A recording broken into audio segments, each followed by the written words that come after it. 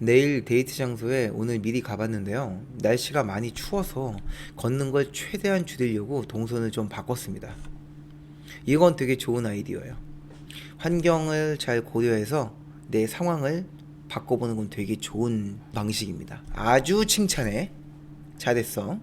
그러다 보니 LP바, 볼링장, 식사순의 데이트로 바뀌었는데요. 생각해보니 데이트 동선이 얘기할 시간이 좀 적지 않나 싶어서 데이트 내에서 딥라포까지 쌓을 수 있을까? 라는 생각이 듭니다. 보시기에는 대화의 테크트리를 다 할 수 없는 데이트 코스가 있다고 생각하시나요? 대화의 테크트리, 대화의 테크트리가 뭔지 모르는 사람도 있으니까 간단하게 이야기를 해볼게요. 여기서 지금 땅콩버터님이 말하는 대화의 테크트리라는 건 남녀가 만나서 서로 이성적으로 느끼고 그 이성적인 불편함 혹은 호기심이 자연스럽게 호감으로 넘어가면서 더 이상 불편해지지 않고 호감을 베이스로 편안하게 느끼는 단계, 그리고 거기서 더 깊이 있는 이야기를 통해 상대방을 신뢰할 수 있는 단계까지 가는 대화의 흐름을 이야기합니다. 그걸 이제 줄여서 대화의 테크트리라고 이야기를 하신 건데, 그런 대화를 다 할 수 없는 데이트 코스가 있다고 생각하냐? 있죠. 어떤 경우냐면 시간이 몹시 짧거나 회방꾼이 있는 경우예요. 단적인 예로 들어볼까요? 길 가다가 내가 마음에 드는 여자의 번호를 물어보려고 헌팅을 해요. 그때는 너무 시간이 짧죠? 아무리 내가 오래 붙잡아 봐야 10분, 15분은 넘진 않을 거예요. 정말 환경이 기가 막히게 조성돼가지고 우연히 같은 방향의 길을 가고 있어서 그 길까지 같이 얘기하다 보니까 한 10분을 얘기할 수도 있겠고, 아니면은 그 버스 정류장에서 아직 버스가 오기 전까지 얘기를 나누다 보니까 한 15분 정도 대화를 나눌 수도 있겠죠. 근데 이마저도 흔치 않죠. 보통은 5분 안으로 끝날 거예요. 대부분 우리가 처음 만날 때 내가 이 사람에게 호기심도 있지만 호기심만큼 따라오는 게 낯선 사람이라는 것에서 오는 불편함과 경계심이죠. 아무리 환경이 잘 구축된다고 해도요, 대부분 그 불편함을 못 견뎌내고 경계심을 못 풀어내고 자리를 뜨는 경우가 대부분입니다. 그 경계심을 이겨내고 처음 보는 남자임에도 불구하고 오래 자리를 앉아 있는 경우는 다른 요소가 필요하겠죠. 즉 회방꾼이 아닌 조력자가 있어야겠죠. 가장 큰 조력자가 뭐겠습니까? 가까이에 있는 내 편을 들어줄 만한 사람. 그러니까 그 여자가 일행이 있다던가, 아니면은 우리 둘 다 아는 누군가가 있겠죠. 예를 들면 이런 거겠죠? 지하철에 탔는데 수많은 사람들이 있으니까 이럴 때는 이 낯선 사람이 나한테 이상한 짓을 할 리가 없잖아요. 택시를 우연히 탔는데 합석을 하게 됐어요. 그럼 택시 기사라는 사람이 있기 때문에 그러니까 조력자가 되는 거죠. 그 사람이 잘 모르는 이 두 남녀가 이야기할 수 있는. 보통 여행지에서 이런 일이 생기겠죠. 비슷한 예로 게스트하우스도 그런 예가 되겠죠. 그리고 조력자는 아니지만 조력 매체가 있죠. 바로 술이라는 게 있죠. 혹은 조명, 이런 것들이 있죠. 그래서 클럽이나 헌팅 술집 이런 곳에서는 술이라는 매개체와 조명, 헌팅 술집이라는 이런 공간적 어떻게 보면 조력 매체죠. 이런 걸 통해서 이 남자의 그런 행동들을 내가 그냥 옆에서 지켜보고 있어도 괜찮죠. 왜냐면 여기는 다 그런 곳이니까. 안 그런 곳에서 나한테 이런 행동을 하면 우리가 경계를 하지만 원래 그런 곳에서 그런 행동을 하고 있기 때문에 당연하게 받아들이는 거예요. 이런 게 있단 말이죠. 그래서 이런 것들이 이제 잘 갖춰져 있지 않으면, 이런 것들이 도와주지 않으면 어쩔 수 없이 대부분의 여자들은 처음 만남에 호기심보다는 경계심을 훨씬 많이 갖기 때문에 이 자리를 이탈하려고 해요, 보통. 그걸 우리가 가장 쉽게 알 수 있는 게 길거리 헌팅인 거예요. 그래서 저기요, 너무 마음에 들어서 오는데 번호 줘. 그럼 대부분 여자들이 자리를 일단 빨리 떠나려고 한단 말이에요. 번호를 주든 안 주든. 번호를 준다고 해서 오래 서 있고 계속 나와 대화를 해요? 아니란 말이에요. 좋습니다. 제가 번호 드릴게요. 그래서요, 무슨 얘기를 하고 싶은 거죠? 이런 여자 한 명도 없잖아요. 빨리 주고 가죠. 그나마 번호를 준 거는 경계심만큼 그래도 호기심도 꽤 있었기 때문에 번호를 준 거겠죠. 근데 호기심이 별로 존재하지 않았다면은 번호를 안 주고 그냥 자리를 이탈했을 거예요.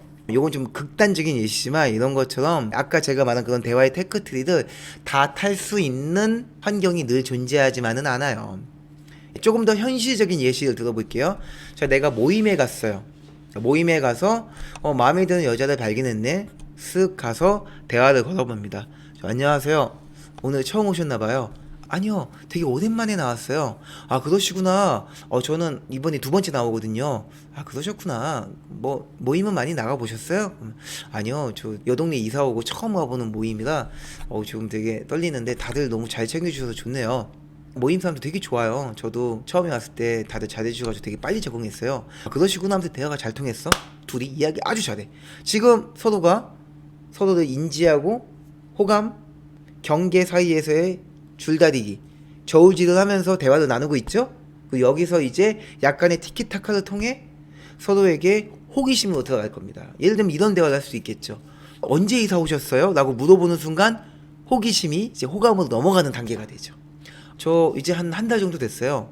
그래요? 그 전까지는 어디에 사셨는데요? 아, 저 원래 천안 살다가 서울 올라온 거거든요. 아, 천안 저 가봤어요. 이러면서 천안이라는 공통 주제가 딱 와닿죠. 그럼 서로에 대한 호감이 딱 생긴단 말이에요. 그럼 그 얘기를 막 나눠. 그럼 이제 서로가 이제 매력을 확인하는 거야. 거기서 천안에 대한 좋은 기억으로 이야기가 주고받게 되면은 이 호감이 더 증폭되게 되는 거죠. 현실적인 예시를 드리니까 이해가 좀 확 되죠.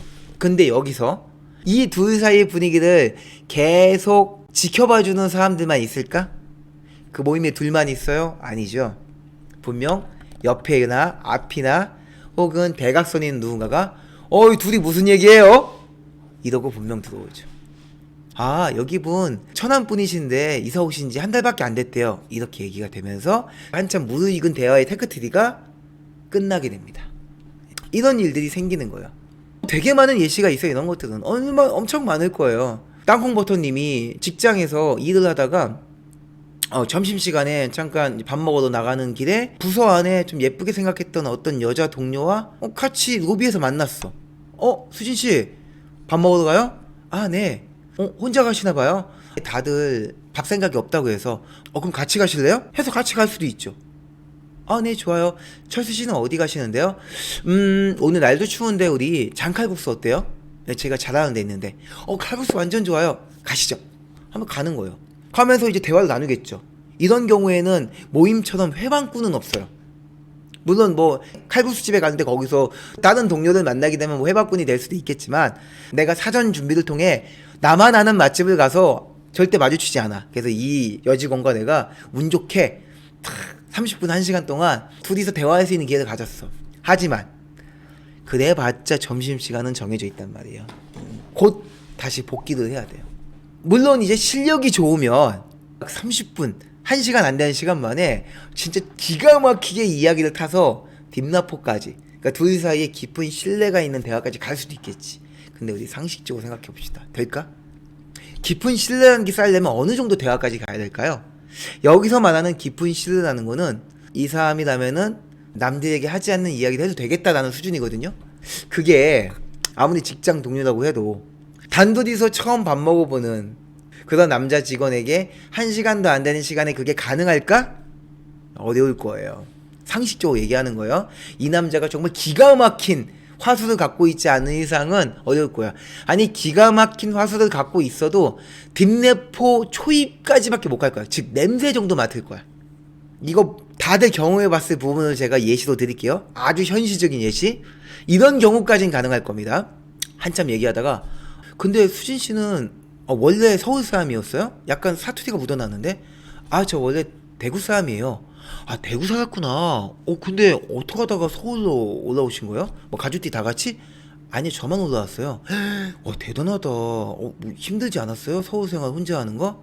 아, 힘들었죠. 벌써 올라온 지 한 5년 됐어요. 대학교 때 올라왔으니까 힘들었겠다. 고향은 자주 가요? 아, 네, 뭐 명절 땐 가요. 대구 혹시 괜찮은 거 있으면 좀 알려줘요. 대구 여행 가면은 한번 어디 가면 좋은지 알려줘요. 한 요 정도에서 마무리된 적은 많이 있을 거예요. 요 여자가 혼자 서울 생활한 지 한 5년 됐고 좀 힘든 시간을 겪었구나. 약간 이런 냄새만 딱 맡은 거지. 여기에서 더 깊게 들어가면서 혼자 사는 거 힘들지 않아요? 가족들이 혼자 내보내기 쉽지 않을 건데 이런 얘기까지 쉽지 않을 거예요. 본인이 이해하면서도 야, 이거는 내가 조금 선 넘는 말 같은데 라는 생각을 할 거예요. 그리고 조금 봐서 그런 느낌으로 남자가 가려고 했을 때 여자가 뭐 좀 아마 요렇게 리액션 하면은 말하기 싫은가 보다 하면서 흐지부지 이렇게 넘어갔을 거예요. 이런 경험도 다들 해봤을 겁니다. 여기까지가 한계예요, 대부분.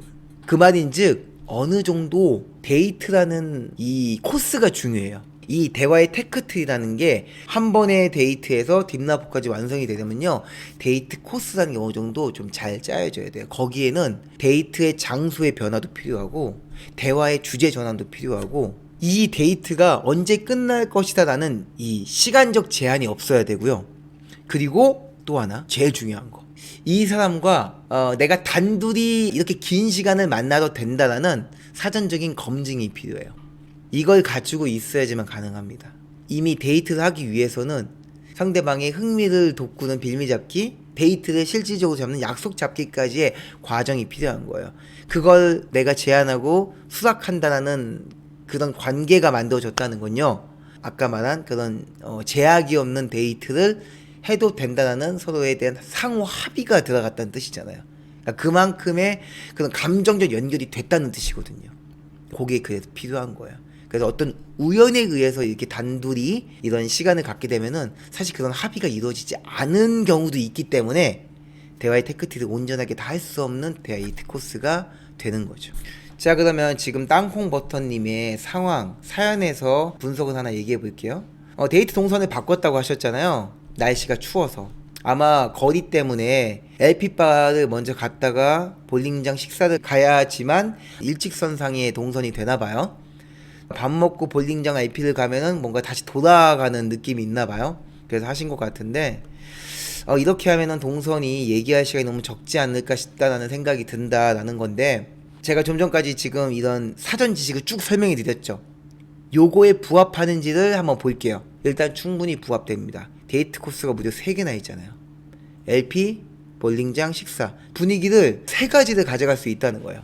예를 들면 LP파에서는 조금 뭐 경쾌한 분위기를 가져갈 수도 있겠고, 볼링장에서는 둘이 확 하이파이브나 스킨십 해가면서 편해지는 분위기, 그리고 밥 먹으면서 깊은 대화를 나눌 수 있는 거예요.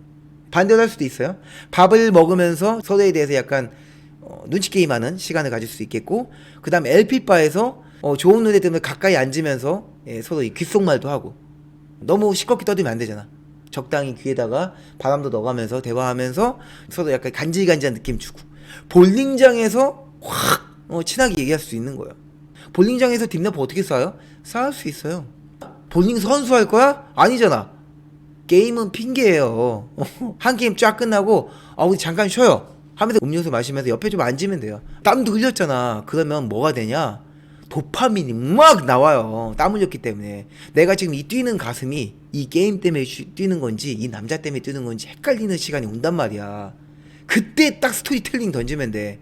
볼링 스토리텔링 같은 거 하나 던지면 돼요. 그 고등학교 때 보통 남자애들 사이에서는 당구가 유행이었거든요. 제 친구들은 대부분 다 당구했는데 저는 당구를 별로 안 좋아했어요. 저는 그때 당구보단 볼링 진짜 좋아했거든요. 그렇게 좋아하게 된 계기가요, 제가 고등학교 때 특별활동을 골라야 되는데 뭘 해야 될지 모르겠는 거예요. 뭐 친구들은 뭐 영화 감상부 들어가고, 누구는 뭐 신문방송부 들어가고 막 이러는데 저는 하고 싶은 게 없어가지고 뭐 해야 될지 모르겠는 거예요. 그냥 맨날 공부만 했거든요. 그러다가 그냥 조용히 쉬다가 와야겠다 하는 생각에 사람들이 아무도 가입을 안 하는 볼링부에 들어갔어요. 그렇게 해서 볼링부 들어갔는데 하다 보니까 재밌는 거예요. 그리고 거기 볼링 담당 선생님이 아마추어 선수를 하셨다는데, 제가 야심차게 학교 설득해가지고 볼링부를 만들었는데 아무도 들어오지 않아가지고 폐강될 직전이었대나봐요. 근데 제가 들어오는 바람에 부서가 남았대요. 그래서 그 선생님한테 볼링의 모든 것을 전수당했습니다. 때로는 예기치 못하는 곳에서 내가 좋아하는 취미를 발견할 수도 있구나. 그 다음부터는요, 일단은 기회가 된다면 한 번은 좀 해보자 하는 주의예요. 그래서 저는 사람을 만날 때도 처음에 이 사람에 대한 경계심보다는요, 일단 알아가 보자라는 생각을 하거든요. 덕분에 오늘 수진씨도 알게 돼서 참 좋은 것 같아요. 이런 그냥 개드립을 치는 거야 그냥. 그러니까 볼링에서도 이렇게 스토리텔링을 할 수 있다니까. 그리고 나서 약간 좀 소강 상태 되면서 뭔가 여자가 생각할 시간을 갖잖아. 분위기 하면서 괜히 한 게임 더 해볼까요? 그게 또 가는 거지. 그래서 동선을 이렇게 짰다면 그 동선에 맞게 내가 대화의 테크트리를 짜면 됩니다. 대신 스토리텔링이 지금 바뀔 수 있겠고, 내가 생각했었던 이 식사의 분위기가 달라질 수 있겠죠. 원래대로 하면 식사하면서 가볍게 호구조사하고, 볼링장에서 확 편하게 이야기하고, LP바에서 분위기 잡으려고 했는데 순서가 바뀌었네? 그럼 LP바에서 호구조사 해야 되는 거예요. 간단하게 이제 딱 차 한 잔 마시면서 1차부터 수든 좀 그럴 테니까 가볍게 노알코올 칵테일 같은 거 마시면서 아 진짜 음악 기가 막히지 않냐? 하면서 얘기 나누는 거지. 중요한 거는 제가 드리고 싶은 얘기는 동선이 바뀌어도 괜찮습니다. 동선에 대화의 테크를 맞추면 됩니다. 그러면 대화의 테크에 동선을 맞추는 게 좋은가요? 동선에 대화의 테크를 맞추는 게 좋은가요? 뭐가 더 우선이 돼야 되나요? 동선을 더 우선적으로 짜는 게 중요한가요? 대화의 테크 더 만드는 게 중요한가요?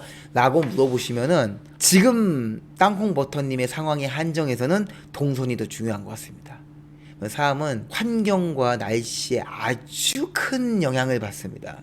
오늘 되게 잘 풀리겠다 싶어서 나온 날인데 지하철 몇 개 놓쳐가지고 다음 열차 기다리고 하면요 기분 잡치기도 하거든요. 만나기 전부터. 그래서 이 추운 날 밖에 오래 있으면요 기분 굉장히 안 좋아집니다. 컨디션이 아주 떨어져요. 동선은 무조건 줄이십시오. 무조건 최대한 줄이는 동선을 만드는 게 더 중요한 것 같습니다. 그 다음에 대화의 태클을 끼워 맞춰 걷다가 이렇게 한번 준비해 가시면 될 것 같습니다.